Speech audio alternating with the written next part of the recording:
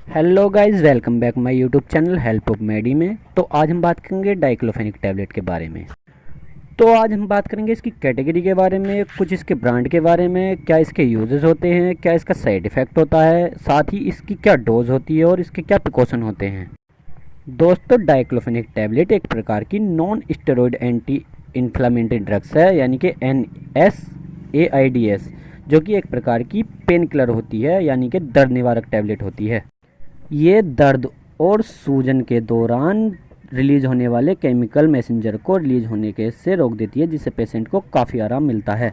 अब हम बात करेंगे इसके कुछ ब्रांड्स के बारे में। ये वेरिएशन के नाम से आती है, DFO टैबलेट के नाम से आती है, डिक्लोटाल के नाम से आती है, डिक्लोरन टैबलेट के नाम से आती है। ये टैबलेट आपको आपके एरिया में अलग अलग ब्रांड नेम से मिल जाएगी। आप इसकी जेनेरिक फॉर्म भी काम में ले सकते हैं। दोस्तों, ये जेनेरिक फॉर्म भी उतना ही इफेक्टिव होती है जितना कि ब्रांड्स वाली टैबलेट। अब हम बात करेंगे इसकी स्ट्रेंथ के बारे में, क्या इसकी स्ट्रेंथ होती है। दोस्तों, ये मार्केट में 25 mg, 50 mg, 75 mg और 100 mg में अवेलेबल है। अगर हम 50 mg की बात करें तो ये एंट्रिक कोडेड फॉर्म में आती है, जो कि इंटेस्टाइन में घुलकर अपना काम करती है। अगर हम 100 mg की बात करें तो ये सस्टेन्ड रिलीज फॉर्म में आती है, जिसे हम बोलते हैं कि ये अपनी मेडिसिन को स्लो रिलीज करती है। अब हम बात करेंगे इसके यूजेस के बारे में, कहाँ कहाँ ये काम में आती है। दोस्तों, ये टैबलेट माइल्ड से लेकर मॉडरेट पेन में काम आती है, जैसे कि हेडेक यानी कि आपके सर में दर्द है तो ये टैबलेट काम करेगी। डेंटल पेन यानी कि दांत में दर्द है तो ये काम करेगी। गठिया के दर्द में भी ये काम करेगी। माहवारी के दौरान होने वाले दर्द में काम आती है। माइग्रेन के दर्द में काम आती है। मसल्स पेन में काम आती है। एनेटाइड आर्थराइटिस के दर्द में काम आती है। एनकाइलोजिंग स्पॉन्डिलाइटिस में ये टैबलेट काम आती है। जोड़ों के दर्द में ये काम आती है, यानी कि शरीर के अंदर कहीं भी दर्द है तो ये सब में आराम करती है, यानी कि किसी भी तरह के दर्द को ये रिलीफ करती है। अब हम बात करेंगे इसके साइड इफ़ेक्ट के बारे में, क्या क्या इसके साइड इफ़ेक्ट होते हैं।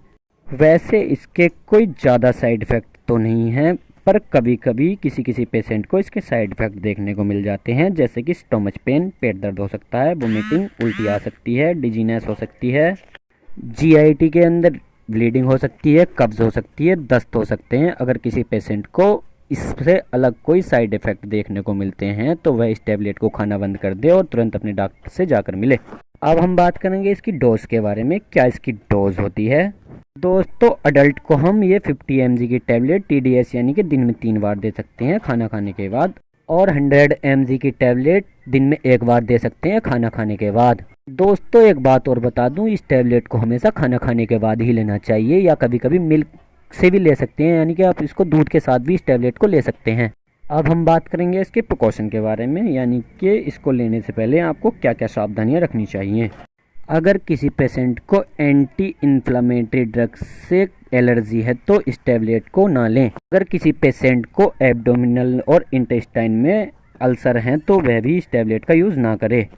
प्रेग्नेंट वुमेन को भी इस टैबलेट का यूज़ नहीं करना चाहिए, यानी कि प्रेग्नेंट वुमेन को भी यह टैबलेट नहीं लेनी चाहिए। अस्थमा वाले पेशेंट को भी यह टैबलेट नहीं लेनी चाहिए।